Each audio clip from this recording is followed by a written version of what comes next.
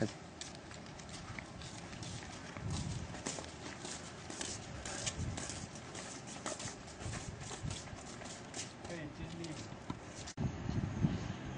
Jenny, why do you pull a long face? Since I got to the college, there are many things waiting for me to complete.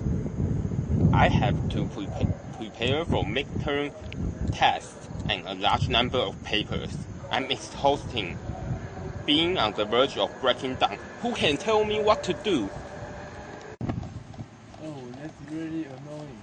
You can join some exciting club to relax. But I don't have much leisure time. Why don't you ask help God? It said it had to prepare for midterm tests too. I heard that there is a famous temple in Sanji. Why don't we go there for help? Wow, that's a good idea. Let's go. How do we go there? How about jumping? Okay, let's go. Hi everybody, I want to introduce the Fuchengong history for you. Fuchengong was built in 1990 and the Mazu was the main god in this magnificent temple. It is said that the presidential in Taiwan at that time, Liu Mingchuan, whispered the Mazu in this temple piously. However, after Japanese defeat the Qing dynasty, they used brutal material force to destroy the temple with a view to enhance their economical development. Although it was a gigantic trouble to the Fuchengong, the local residents volunteered to devote themselves to the temple's reconstruction. Local worthy persons Jiang Yunzhang, Zheng Shiyue, and Huang Jianlong worked hard to the temple's reconstruction.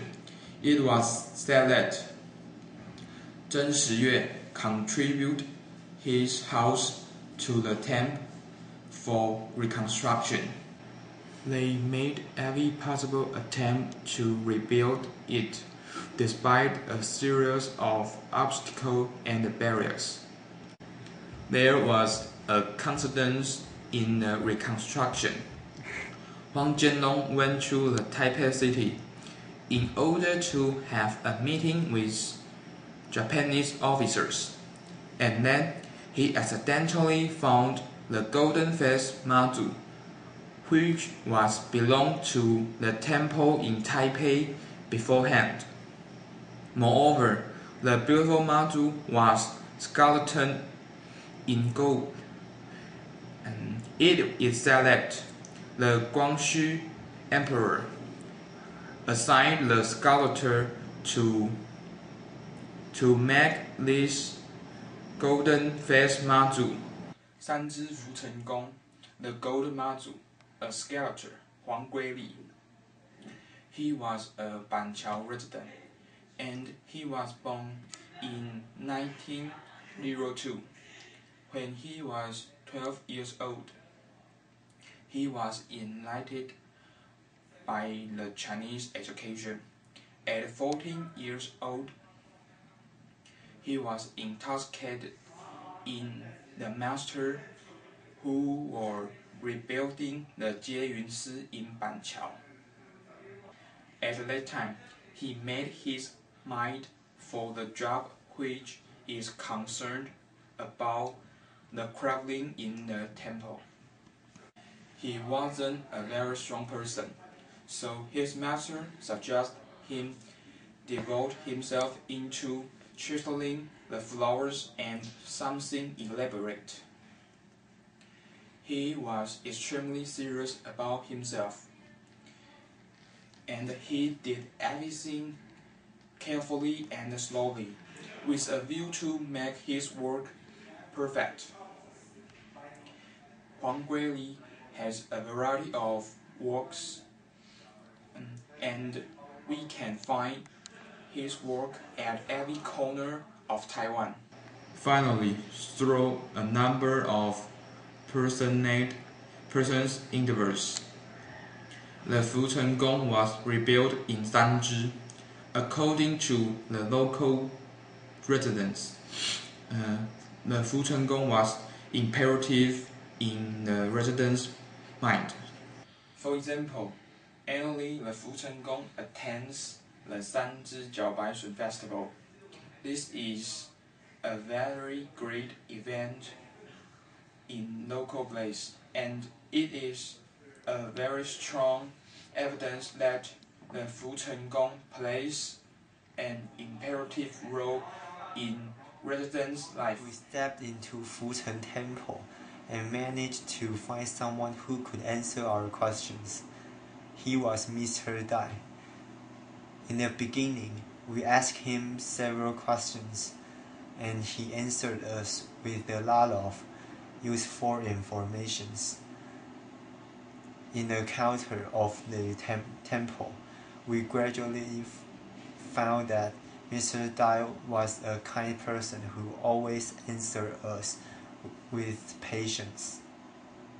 After we ended our questions, Mr. Dai started to lead us to see what he just said in the counter. First, he showed us the special columns in the temple. That is the most traditional type of temple columns, which rose from ancient China. There are several stone rings around each column. Mr. Dai said that the stone rings made the column look much stronger. He also showed us the stone arts in front of the temple. Every set has different history, which is about ancient Chinese legend. Next, he led us to check out the wooden arts in the temple.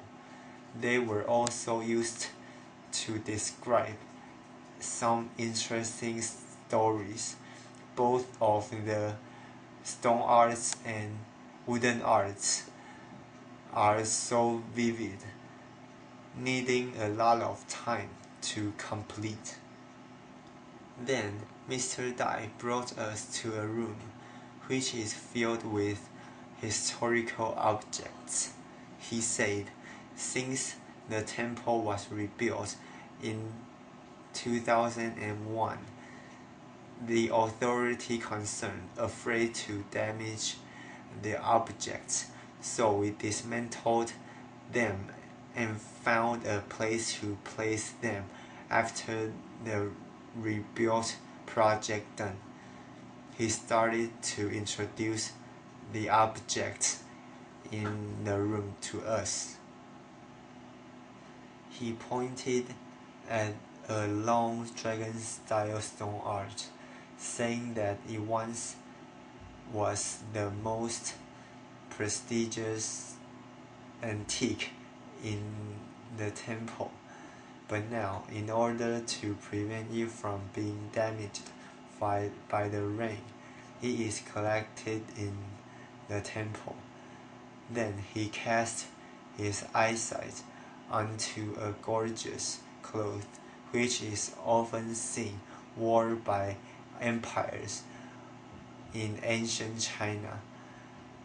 Mr. Dai asserted that the cloth has existed for over 150 years. Also, there were many tiny models which confronts real ones. On the wall, there were many memorable pictures, including the original image of Fucheng Temple in Taipei City, and the picture before the rebuild. That's a room filled with historical atmosphere. Yuan was the name of Mazu's father. He was the governor of Fujian province at the time. Her mother's last name was Wang. Before she gave birth to Ma Zhu, the couple already had 6 children, 1 son and 5 daughters. In the evening of March 23 of the lunar calendar in 960 AD, bright lights shone into Wang's room, and a distinct aroma filled the room. After experiencing labor pain, a baby girl was born. Although the links were somewhat disappointed, they still loved Ma Zhu dearly because they believed all unexplainable signs indicated that Ma Zhu was going to be special and different. Since Ma Zhu never cried at the first month of his life, her parents named her Mo, which means silence in Chinese. Ma Zhu was a smart girl. She studied